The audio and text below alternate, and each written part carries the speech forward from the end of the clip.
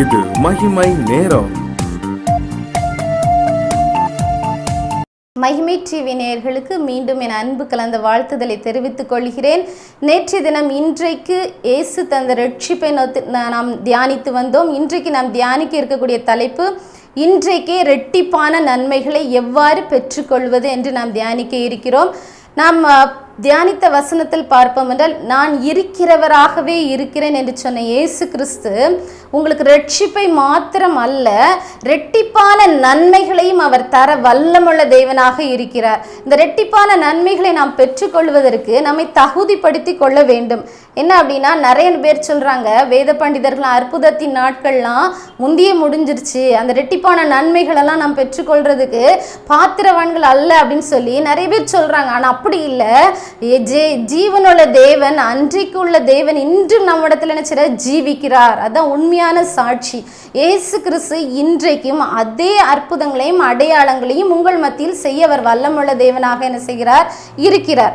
பார்ப்போம்னா முதல்ல யாருடைய வாழ்க்கை சரித்திரம் கூட, ஆபிரகாமுக்கு இரட்டிப்பான ஆசீர்வாதத்தை கொடுத்தார். அது ஆதியாகமம் 22ஆம் அதிகாரம் 17ஆம் வசனத்தில் பார்க்கணும் பாருங்க. அவன் குழந்தையே இல்லை என்று சொல்லி அங்கலாய்த்து இருக்கும்போது கர்த்தர் அவனுக்கு ஒரு வாக்குத்தத்தத்தை கொடுக்கிறார் பாருங்க. உன் சந்ததியை கடற்கரை மணலை போலவும் வானத்து நட்சத்திரங்களைப் போலவும் ஆசீர்வதிப்பேன் என்றார். 2 விதமான ஆசீர்வாதம். ஒன்று கடற்கரை மணலை போல, இரண்டாவது வானத்து நட்சத்திரங்களை போல. கடற்கரை மணலை போல அப்படின்னா இம்மைக்குரிய ஆசீர்வாதம், வானத்து நட்சத்திரங்களை போனால் மறுமைக்குரிய ஆசீர்வாதம். 2 விதமான ஆசீர்வாதங்களை அவர் பெற்றுக்கொண்டார். ஒன்று அவருடைய சந்ததி இன்றைக்கு இஸ்ரவேல் ஜனங்களாக என்ன செய்கிறாங்க, அப்படியே பெருக்கெடுத்து அவங்க வாழ்ந்து அவங்க சுகித்திருக்காங்க. இரண்டாவது அப்படின்னா வானத்து நட்சத்திரங்களை போல அப்படின்னு சொல்லும்போது இயேசு கிறிஸ்து மூலமாக வந்த சந்ததி, அந்த சந்ததிக்குள்ளே தான் நம்ம என்ன செய்கிறோம் இருக்கிறோம். அப்போ தேவன் தருகிற ஆசீர்வாதம் இம்மைக்கு மட்டுமல்ல, மறுமைக்குரிய ஆசீர்வாதமாக நமக்கு என்ன செய்கிறது இருக்கிறது. நாம் எல்லாம் ஜீவிக்கிறோம். ஆனால் அந்த உலகத்தை விட்டு நம்ம ஒரு நாள் என்ன செஞ்சிடும், கடந்து போவோம். கடந்து போன பிறகு நமக்கு இன்னொரு வாழ்க்கை இருக்கு. அந்த வாழ்க்கையில நம்ம எவ்வாறு நம்ம எந்த இடத்துக்கு போறோம் அப்படிங்கிறத நம்ம என்ன செய்யறோம், இந்த பூமியில வாழ்ந்து அதை நம்ம என்ன செய்யறோம், தகுதிப்படுத்தி கொள்கிறோம். அதற்கு நம்ம வழிகாட்டியாக நம்ம எதை எடுத்திருக்கிறோம் அப்படின்னா, பரிசுத்த வேதாகமத்தை தேவன் நமக்கு தந்திருக்கிறார்.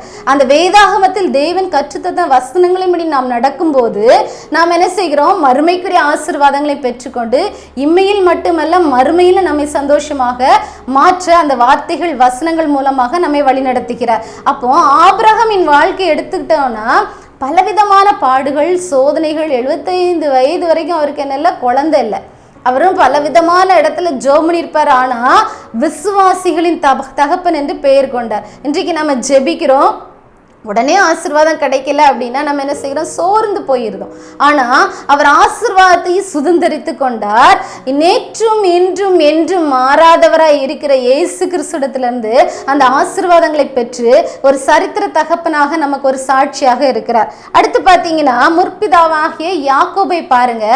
யாக்கோபுடைய வாழ்க்கையில் 2 விதமான ஆசீர்வாதங்களை அவர் எவ்வாறு சுதந்திரித்து கொண்டார்னு பார்ப்போம். முதல்ல அவர் ஏசாவோட போராடி சேஷ்ட புத்திர பாகத்தை என்ன செய்யறாரு, பெற்றுக்கொள்கிறார்.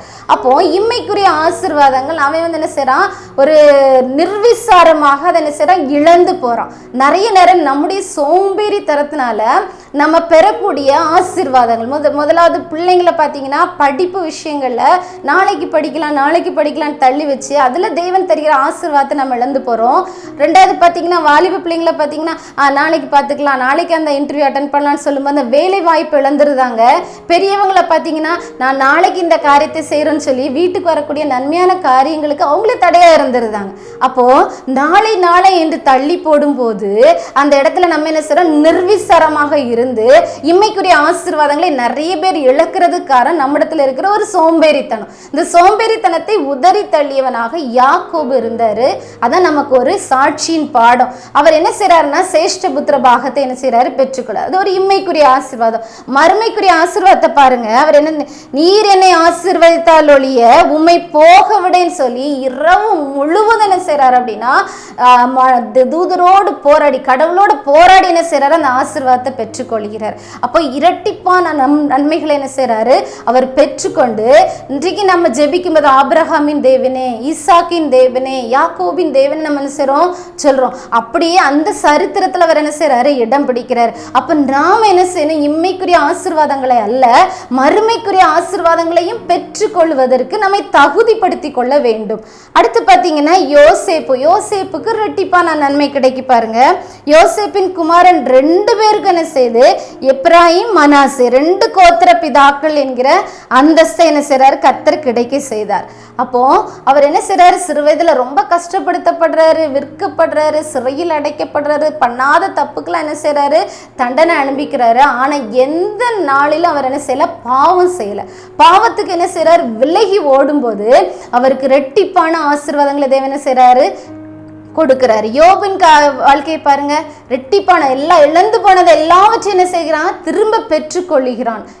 எல்லாவற்றையும் ரெட்டிப்பான ஆசீர்வாதங்களை என்ன செய்கிறான், பெற்றுக்கொள்கிறான். அப்புறம் எலிசா பாருங்க, எலியாவுக்குள்ள எல்லா வரங்களும் தனக்கு ரெட்டிப்பாக வர வேண்டும் சொல்லி ரொம்ப ஊக்கமா அப்படி ஜெபிக்கும் போது அந்த ரெட்டிப்பான வரங்களை என்ன செய்கிறாரு, பெற்றுக்கொள்கிறார். இன்றைக்கு நீங்க ஆபிரகாமை போல குழந்தைக்காக தேவனிடத்தில் விண்ணப்பம் பண்றீங்களா, யாக்கோபை போல ஆசீர்வாதங்கள் வேண்டும் என்று தேவனிடத்தில் விண்ணப்பம் பண்றீங்களா, அல்ல யோசேப்பை போல எனக்கு கொடுத்துருக்க 2 பிள்ளைங்களை 2 கோத்திர பிதாக்களாக வேண்டும் சொல்லி என்ன செய்றீங்க, விண்ணப்பம் பண்றீங்களா, அல்ல யோபை போல நான் எல்லாவற்றையும் இழந்து விட்டேன், இழந்தது எல்லாம் எனக்கு ரெட்டிப்பா தரணும் அப்படின்னு சொல்லி நீங்க விண்ணப்பம் பண்றீங்களா, அல்ல எலிசாவை போல ஒரு ஊழியக்காரனா இருந்துட்டு எனக்கு எல்லா அபிஷேகம் எனக்கு ரெட்டிப்பா வேணும்னு சொல்லி நீங்க தேவனிடத்தில் நிக்கிறீங்களா? எந்த விதமான ஆசீர்வாதமாக இருந்தாலும் ரெட்டிப்பான நன்மைகளை இன்றைக்கே தேவன் உங்களுக்கு தர என்ன செய்கிறார், வல்லமுள்ள தேவனா இருக்கிறார். அதைதான் சகரியா 9ஆம் அதிகாரம் 12ஆம் வசனத்துல பாருங்க, ரெட்டிப்பான நன்மையை தருவேன், இன்றைக்கே தருவேன் என்று சொல்லி என்ன செய்கிறார் சொல்கிறார். இன்றைக்கு காட் ஆஃப் டுடே, கர்த்தர் இன்றைக்கே கர்த்தர் உங்களுக்கு என்ன வாக்குத்தத்தை கொடுக்கிறார் அப்படின்னா, இன்றைக்கே நான் உங்களுக்கு அந்த ரெட்டிப்பான நன்மையை நான் நினைச்சவேன் தருவேன். எப்படிப்பட்ட நன்மைகள் உங்களுக்கு வேண்டும் என்பதை தேவனிடத்தில் போராடி நாம் என்ன செய்யணும், பெற்றுக்கொள்ளணும். விசுவாசத்தோடு காத்திருந்து பெற்றுக்கொள்ள வேண்டும். ஒரு யோசேப்பை போல பாவத்தை விட்டு விலகி ஓடணும். ஒரு யோபுவை போல பொறுமையா இருந்து தேவனுடைய பாதத்துல இருந்து அப்படியே எந்த விதமான முறுமுறுப்பு இல்லாம தன்னுடைய சத்துருக்களுக்காக விண்ணப்பம் பண்ணும்போது என்ன செய்து அவனுடைய எல்லா காரியங்களும் என்ன செய்ய முறிக்கப்படுது. அவனுடைய எல்லாம் முறிக்கப்பட்டு ரெட்டிப்பான நன்மைகளை பெற்றுக்கலாம். ஒரு எலிசாவை போல அந்த தீர்க்க தரிசன வரங்கள் எல்லா அபிஷேக வரங்கள் எல்லாவற்றையும் ரெட்டிப்பாக அவர் என்ன செய்ய முடிந்தது, பெற்றுக்கொள்ள முடிந்தது. எந்தெந்த விஷயத்துல உங்களுக்கு ரெட்டிப்பான ஆசீர்வாதங்கள் வேண்டும், உங்களுடைய வேலையின் ஸ்தலத்தில் இழந்ததை மீண்டும் ரெட்டிப்பாக பெற வேண்டுமா, ஒரு யோபுவை போல தேவனுடைய சமூகத்தில் என்ன செய்யுங்க, உட்கார்ந்து ஜெபிங்க. உங்களுக்கு விரோதமாய் செயல்பட்ட உங்கள் சத்துருக்களுக்காக நீங்கள் ஜெபிக்கும் போது உங்களுக்கு வைத்திருந்த கண்ணிகள் என்ன செய்யும், தெரிக்கப்படும். உங்களை தேவன் அவர்கள் முன்பாக உயர்த்தி கனப்படுத்த அவர் வல்லமுள்ள தேவனாக இருக்கிறாங்க. அப்போ ஒரு குழந்தை இல்லாமல் இருக்கிற ஆபிரகாமுக்கு தேவன் ரெட்டிப்பான ஆசீர்வாதத்தை கொடுத்த போல உங்களுக்கும் தேவன் இன்றைக்கு தர அவர் என்ன செய்கிறார், வல்லமுள்ள தேவனாக இருக்கிறார். ஆபிரகாமை போல ஒரு விசுவாசத்தோடு மக்கள் பல பல வார்த்தைகளை சொல்லி உங்களை நினைச்சலாம், துக்கப்படுத்தலாம், கண்ணீரின் பாதைக்குள்ள உங்களை வழி நடத்தலாம். ஆனா நீங்க தேவனோட பாதத்தில் அமர்ந்திருந்த அந்த வாக்கு தத்தத்தை நீங்கள் பெற்றுக்கொண்டால் கண்டிப்பா உங்களோட வாழ்க்கையில் நிச்சயம் நிச்சயமாக ஒரு ஜெயம் கிடைக்கும். இன்றைக்கே அந்த ரெட்டிப்பான நன்மைகளை தர அவர் வல்லமுள்ள தேவனாக இருக்கிறார். அந்த இயேசு கிறிஸ்துவை நீங்கள் உங்கள் வீட்டுக்குள்ள என்ன செய்யணும், நீங்க கூப்பிடணும். நேற்று நம்ம தியானித்தோம் பாருங்க, ரட்சிப்பு. அந்த ரட்சிப்பு நமக்கு கடந்து வரும்போதுதான் இந்த ரெட்டிப்பான நன்மைகளை நாம் என்ன செய்ய முடியும், பெற்றுக்கொள்ள முடியும். நீங்க ரட்சிக்கப்பட்டிருக்கீங்களா? ரட்சிப்புனா என்ன?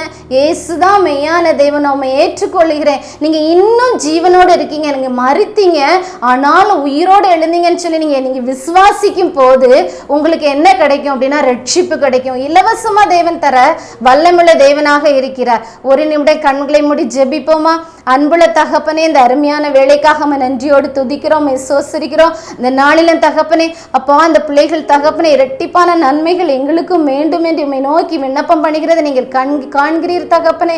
பிள்ளைகள் தகப்பனே விரும்புகிற ஒவ்வொரு காரியங்களையும் தகப்பனே, ஆசீர்வாதத்தை ரட்சிப்பையும் தகப்பனே, நன்மைகளை நீர் கொடுக்கும்படிக்காக ஜெபிக்கிறேன். நீர் அப்படியே செய்கிற நன்மைக்காக நன்றி செலுத்துகிறோம். எல்லா துதி கன மகிமை மக்கே செலுத்துகிறோம். மீ பிரேசு கிறிஸ்து மூலம் ஜெபிக்கிறோம் ஜீவனு நல்ல பிதாவே, ஆமென்.